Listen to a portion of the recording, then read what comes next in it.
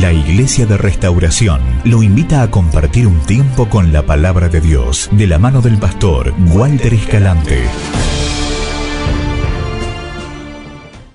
Hechos capítulo 13, leemos algunos versículos, le doy un pensamiento y nos vamos. Versículo 26, Hechos 13, verso 26. Varones hermanos, hijos del linaje de Abraham, y los que entre vosotros teméis a Dios, a vosotros es enviada la palabra de esta salvación. Porque los habitantes de Jerusalén y sus gobernantes, no conociendo a Jesús, ni las palabras de los profetas que se leen todos los días de reposo, las cumplieron al condenarle. Y sin hallar en él causa digna de muerte, pidieron a Pilato que se le matase. Y habiendo cumplido todas las cosas que de él estaban escritas, quitándolo del madero, lo pusieron en el sepulcro. Gracias, hijo. Está hablando, Pablo está predicándole a un rey y le está contando un poco respecto de la historia. Empieza desde el principio de los tiempos, así arranca Hechos 13, y lo está evangelizando a este rey, lleva al punto de hablarle acerca de Jesús. Cuando le empieza a hablar de Jesús, usted imagínense, hablando delante de un rey, yo quiero hablarle de su vida y de la restitución que habló la pastora y que hemos ministrado, hablándole a un rey respecto de una persona que fue crucificada, o sea, condenada como un criminal, y que condenado como un criminal fue expuesto en humillación, con su cuerpo casi desnudo, lastimado, latigado, ensangrentado, para vergüenza de los que lo miraban y para vergüenza de él. Y Pablo le viene a hablar a un rey, a decirle que tiene que creer en ese que era una vergüenza pública y que estaba colgado. O sea, es un poco incoherente. Parece que no encajan las dos cosas, porque supuestamente a una persona de autoridad se le debería hablar, o por lo menos dar un testimonio respecto de alguien de autoridad. Cuando le empieza a hablar al rey Agripa y Hefesto que estaba delante, le empieza a hablar de Jesús, que empieza a relatarle diciéndole que aquellos que lo condenaron, que lo golpearon, que lo lastimaron, lo único que hicieron fue cumplir las profecías que no sabían, ni siquiera sabían que existían. Lo que quiere decir lo siguiente: las personas que lo condenaron a Jesús, las personas que lo pusieron a Jesús en la cruz, las personas que lo hirieron a Jesús en su costado, los que marcaron sus manos y sus pies, creían que estaban simplemente ejecutando a un reo, a un criminal, pero lo que estaban haciendo era cumplir una palabra profética que estaba escrita acerca de Jesús. Y versículos más adelante dice, ¿por qué? Porque de esa manera es que Jesucristo pudo hacerse, Él pudo constituirse en el que te perdona tus pecados y en el que te trae la salvación. A lo que quiero llevarte con este pensamiento, breve pensamiento, quiero dejarte meditando, es que las situaciones que nuestros ojos ven, las situaciones que nosotros vivimos, las aflicciones y los problemas que nosotros pasamos, no siempre tienen que ver con que esa sea la realidad de lo que está destinado para nosotros, sino que puede ser que hoy estés viendo, estés pasando en tu vida conflictos. Algunos, cuando oramos por restitución o oramos por sanidad, estén pasando problemas físicos, o problemas en su casa, o problemas en su matrimonio, o conflictos económicos, o conflictos en el trabajo, y llegar a creer que eso es a lo que Dios te ha condenado, y que eso es a lo que tenés que acostumbrarte. Algo similar a lo que la semana pasada hablamos respecto de Moisés, cuando decía que lo vinieron a juzgar y lo quisieron matar, diciéndole quién te puso por gobernante y juez, y decía, pero a él el Señor lo puso por gobernador, gobernante y libertador. Jesucristo tenía aspecto de criminal y aspecto de mendigo, un hombre que estaba llevado a la muerte, enjuiciado por las autoridades, pero Jesucristo hizo eso para cumplir la palabra y para salvarte, para darte vida, para salvarte de tus pecados y para que puedas tener hoy vida en vos mismo. Más allá de eso, que eso es, digamos, la obra que Jesús hizo por nosotros y el alcance de esa obra que tiene por nosotros y todos aquellos a quienes nosotros estamos cerca, porque la palabra, la promesa dice que cuando Él llega a nosotros y nos salva, aquellos que están cerca nuestro también pueden llegar a recibir, pueden tener el mismo cumplimiento de la misma promesa, la familia, los conocidos, por nuestro trabajo, que eso se lo digo después, por nuestro trabajo, presentarle al Evangelio.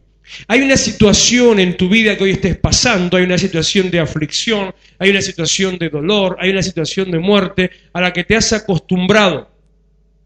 Hoy por un problema X que estábamos teniendo, en un momento yo digo, esta determinada situación ya se está haciendo costumbre y el problema va a ser que nos vamos a acostumbrar a esto aceptándolo. Cuando Jesús murió, cuando pasó todo el proceso del patíbulo, el proceso de la noche, cuando estuvieron los discípulos adentro del Sanedrín, estuvieron los discípulos cerca donde fue enjuiciado, que vinieron, después los llevaron y lo hicieron recorrer la ciudad, y lo golpearon, y lo lancearon. La gente se empezó a dispersar. Jesús antes de eso proféticamente había recordado una palabra que dice, muerto el pastor, dispersas las ovejas, un texto que está escrito en el libro de Isaías. La gente se empezó a dispersar, incluso los cercanos, los que estaban cerca de él, algunos lo negaron, lo traicionaron, como Judas y luego el apóstol Pedro. Las personas que habían creído en él, los que habían pensado en él, comenzaron a dudar. Los que habían depositado su esperanza y la confianza ya tal vez no creían. Jesús llega a la cruz, es crucificado, es muerto, lo ven morir, lo ven luego bajar de la cruz. Jesús va a un sepulcro, es enterrado, mejor dicho, puesto en un sepulcro. La gente que hasta unos días antes estaba ferviente, fervorosa, porque creían que tenía un libertador que lo iba a sacar de su condición política, de su condición de muerte, de su condición de esclavitud. Así vivían los judíos en Israel, en el Imperio Romano, una situación de opresión política, social y económica. Pensaban que él era el libertador, habían puesto toda su fe y esperanza y de golpe se les muere. Al pasar la primera noche, a pasar el día siguiente, capaz que algunos todavía tenían esperanza del primer momento, pero nada pasó. Hubo oscuridad en la tierra, hubo silencio en la tierra. Algunos se preguntarían seguramente, ¿y por qué Dios no hace nada? Algunos de los que habían sido sanados habrán dicho, ¿y por qué ahora Dios no hace lo mismo? Algunos de los que lo condenaban dirían, realmente este era un cirquero, era un mentiroso. Dicen artísticamente o poéticamente, no es que esto pueda comprobarse, pero dicen que en el cielo, en el infierno se hacía la misma pregunta. Que se estaban preguntando luego del festejo de haber entregado a Jesús a ser crucificado, ¿por qué Dios todavía no hace nada? La misma pregunta se debe haber hecho cuando el amigo, Jesús tenía reconocidos en la Biblia 2 amigos, reconocidos, o sea que tuvo un trato distinto, un trato personal, con 2 personas en la Biblia. Una de esas personas es el apóstol Juan. Y otra de esas personas es ese que era simplemente Lázaro, el hermano de Marta y María, o María, la hermana de Marta y Lázaro, en la casa a la cual él iba, en un lugar en Jericó, donde él iba a comer. Cada vez que pasaba por ahí, se quedaba a comer con ellos y le hacían de comer. Y ahora hay un montón de historias, entre ellas que hablan de esa familia. Y hay una historia muy conocida por todo el mundo, aunque no sea creyente, que está en Juan capítulo 11, donde Jesús estaba en otra tierra, Jesús estaba en otro lugar y le avisan que su amigo Lázaro había muerto. Y cuando le mandan avisar que su amigo Lázaro había muerto, él conversando con sus discípulos, entre ellos Felipe, le dice, esperemos un par de días todavía. Quedémonos acá un par de días más y luego vamos a ver a Lázaro. Y le dijeron, pero está muerto. No está muerto, sino que duerme. Entonces se quedaron tranquilos porque dijeron, bueno, no murió, está dormido. Entonces Jesús le dice, no está dormido, está muerto. ¿Vio esas conversaciones de loco? O sea, bueno, la que tienen ustedes normalmente todos los días. Esas cosas así. Me está diciendo que sí, que no, pero que sí. Vamos, Señor, murió. No murió, duerme. Bueno, duerme. No está durmiendo, se murió. Dios tiene esas maneras de hablarte donde a veces no entendés lo que Dios te quiere decir. Dios tiene formas de acercarse y cosas que te dice que pareciera que no las entendés o que te confunde, que Dios te dice un día una cosa, otro día otra. Mientras Jesús estaba con sus discípulos hablando que sí, que no, mientras estarían jugando a algo, mientras estarían tomando mate o nadando en algún río, ¿qué pasaba en la casa de Lázaro? ¿Qué pasaba en la tumba de Lázaro? ¿Qué pasaba donde estaban las hermanas de Lázaro? Las amigas. O sea, ellas eran de la clase VIP. Ellas eran las que, si Jesús predicaba, pasaban al primer lugar y tenían entrada libre. Ellas eran las que podían después, cuando Jesús terminaba de predicar, meterse en el privado, porque ellas eran las que le hacían la comida. de tanto en tanto. No tenían que mezclarse con los demás. Ellas eran especiales. Los tres eran especiales. Estaban medio acomodaditos, ¿vio? Entonces, ¿cómo puede ser? Decían que Lázaro había muerto. Cuando lo ven llegar, pasan los 2 días. Una de sus hermanas está en la mitad del camino, sola, abandonada, deprimida, en la misma forma que usted se pone cuando Jesús no contesta, en la misma manera que usted reacciona cuando Dios no responde, cuando está esperando que Dios haga algo y Dios no responde. Se va sola a la mitad del camino, se va a llorar, se va a quedarse ahí, a descargar su bronca. Porque a veces a uno le queda todavía algún rasgo de prudencia. A mí a veces me encuentro algún rasgo de prudencia todavía. Entonces las broncas uno las descarga en privado. A veces. Otras veces uno se deschaveta y la bronca la descarga lo primero que tenga. ¿Qué hace usted? ¿En privado o lo primero que tenga? Ay, qué caritas, papito. ¿Revolía el plato o se muerde los labios? ¿Cuánto le pegan una piña en la pared? Mirá vos. Con razón a veces los veo así medio vendados. No, me picó una yarará, dice, no. Partiera. De la misma manera estaba esta mujer ahí en el camino, y llega Jesús, y Jesús llega a ella, y Jesús, como si no supiera, o como inocente, se acerca, y la manera de recibirla ella a Jesús, es: si hubieras estado, porque usted lo lee, y la Biblia no tiene emoticones, ¿vio? La Biblia no tiene caritas. Tendría que entender la Biblia con caritas para entender las expresiones, ¿no? La Biblia es todo, no tiene gritos, no tiene nada. Uno lo interpreta como supone y a veces como quiere. Entonces uno ve: si hubieras estado, mi hermano no habría muerto. Las ganas. No le dijo si hubieras estado, mi hermano no habría muerto. Le dijo: si hubieras estado acá por tu culpa, porque no estabas, con quién te quedaste, dónde estabas, por qué no atendías el teléfono, por qué no me contestaste los mensajes. Si hubieras estado acá, no hubiera muerto. Y Lázaro murió porque murió. O sea, no porque Jesús hizo algo, claro, pero no hizo que no muriera. Somos especiales, somos los que estamos cerca tuyo, somos los que te adoramos, los que te atendemos, los que te servimos. ¿Y por qué no me respondés?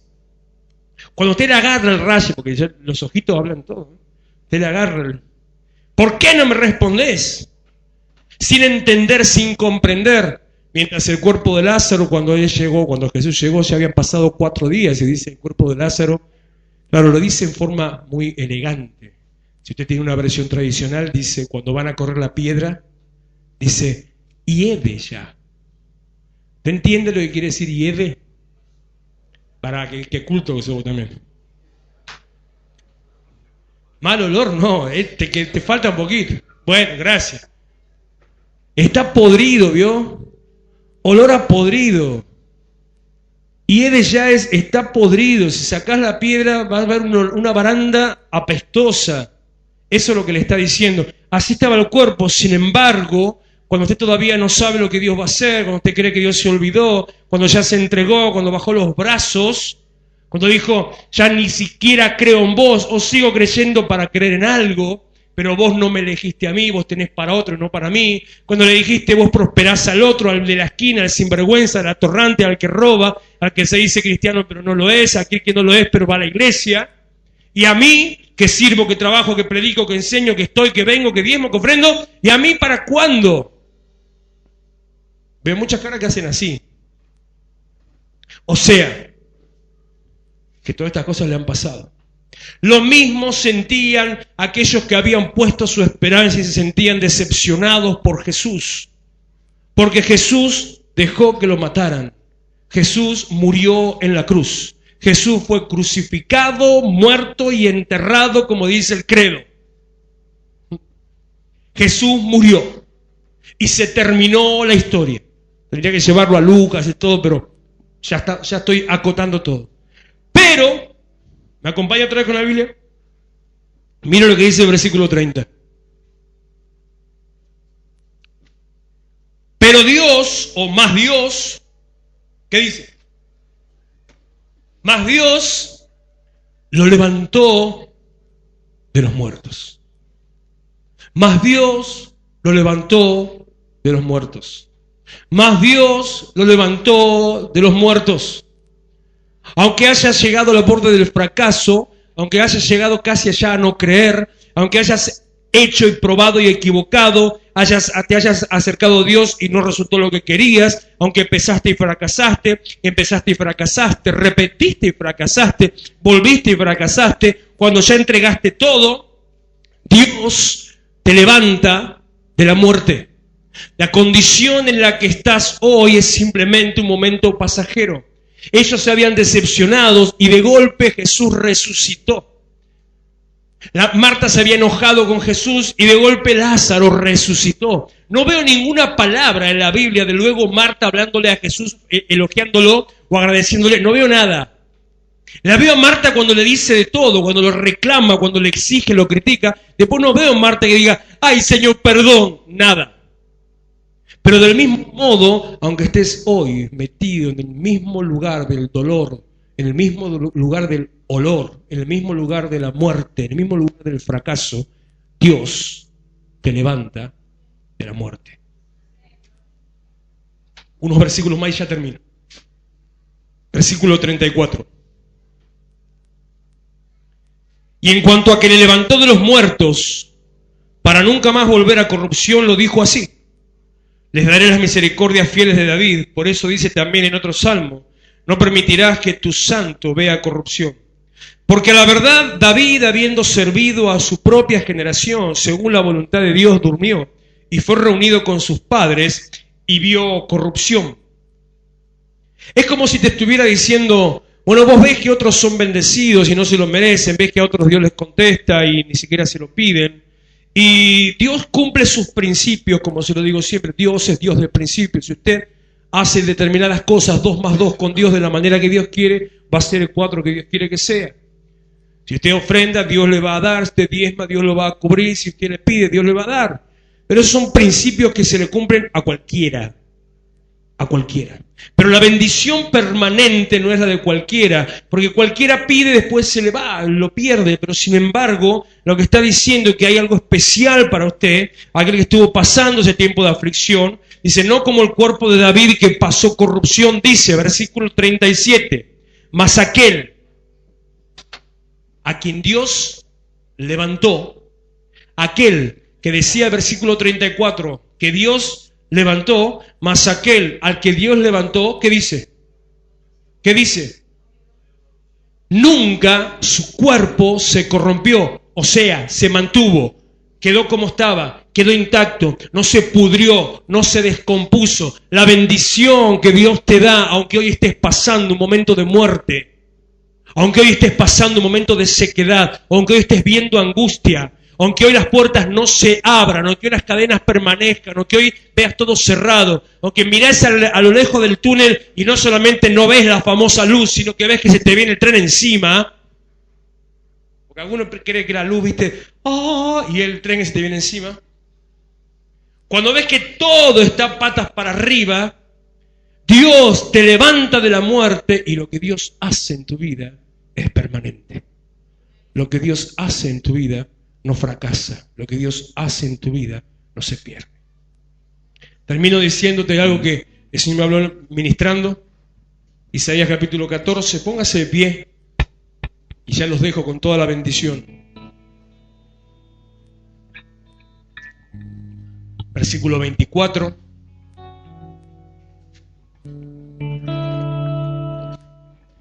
Y 27.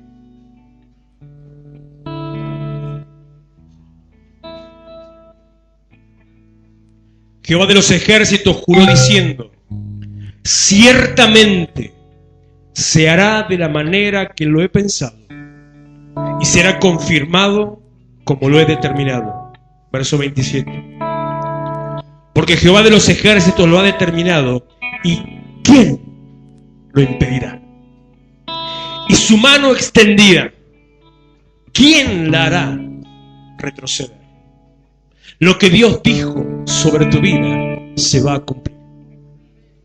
Lo que Dios hizo y está haciendo sobre tu vida va a ser permanente. Aunque estés sintiendo olor a muerte, aunque estés pintando la puerta de la tumba, Aunque estés viendo que no pasa nada, lo que Dios dijo sobre tu vida se va a hacer.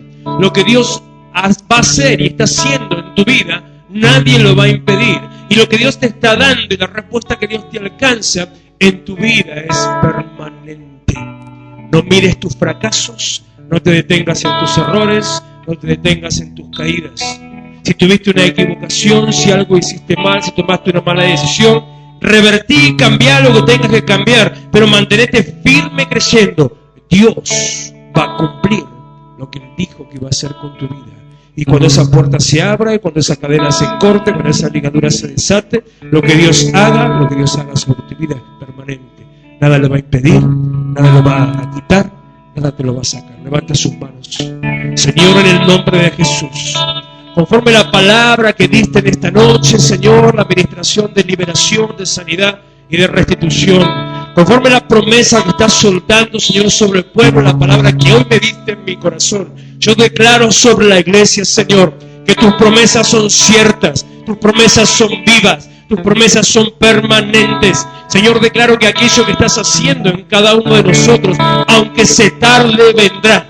Aquello, Señor, que prometiste en nuestras vidas, aunque hoy no lo veamos, vendrá. Que lo que estás haciendo en mi casa, en mi familia, en mi trabajo, en mi economía, aunque hoy no lo entienda, aunque no lo comprenda, aunque me sienta vacío, aunque vea fracaso y me siento decepcionado, yo sé, Señor, que eso vendrá, que tu palabra se cumplirá, que tu promesa será verdad. Declaro, Señor, sobre la iglesia, que vos vas a cumplir tu propósito sobre cada uno, y lo que has determinado, ¿quién lo impedirá? Y lo que has decretado, ¿cómo no se hará? Bendigo la iglesia, bendigo su casa, bendigo su familia, bendigo su economía, bendigo su trabajo, bendigo su entrada y salida. En el nombre de Jesús, manda tus ángeles ahora, Señor, que vengan caminando a su alrededor, guardando su camino desde la escalera hasta la entrada en su casa, llevando bendición, restauración y sanidad. La palabra sembrada, la semilla sembrada, la bendición recibida no será quitada, no será removida. Cuando entres en tu casa, llevarás esa bendición a tu casa, y los que no vinieron hoy, los que se quedaron por algún problema, la bendición estará en su casa, porque los ángeles la van a llevar a su puerta. Adora el nombre del Señor, dale gracias, suelte bendición. Iglesia de Restauración, que el Señor te bendiga y te guarde, Él haga resplandecer su rostro sobre ti, que el Señor tenga de ti misericordia y ponga en ti paz todos los días de tu vida, en el nombre de Jesús. Amén. Amén. Amén. Amén. Amén. Sí, Señor. Sea la gloria.